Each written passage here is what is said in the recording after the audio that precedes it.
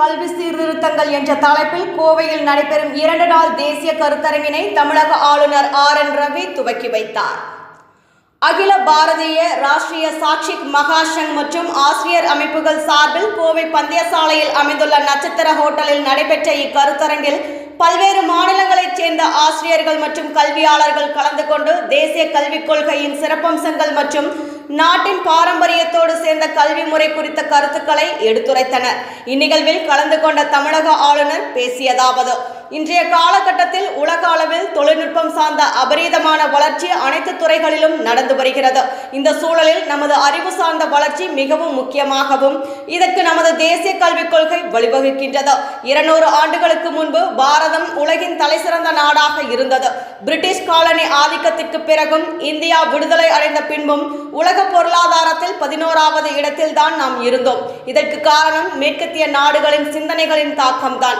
British நாட்டினர் நமது நாட்டை விட்டு வெளியேறிய போதும் காலனி நாடுகளின் ஆதிக்கம் அனைத்து துறைகளிலும் இருந்துள்ளது, குறிப்பாக கல்வியிலும் இருக்கிறது.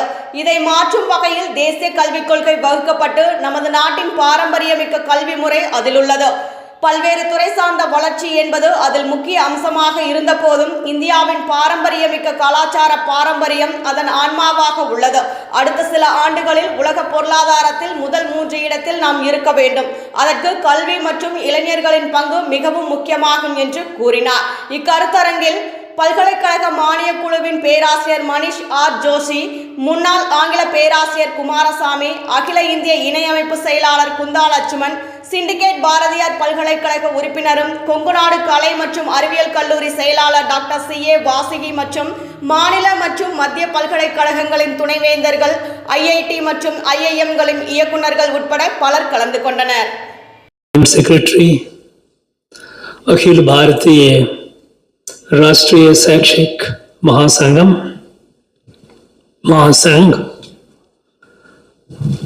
here we make sangam everything we put M.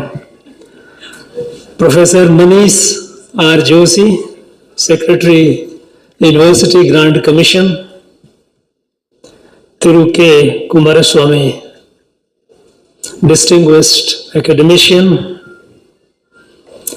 Dr. CA Vasuki, Secretary Kongunadu Arts and Science College, Dr. R. Bhaskar, Convener President, Tamil Nadu Higher Education Teachers Association, Dr. C.P. Satish, Co-Convener and President, Unnata Vidyavyas Adhyapaka Sangama.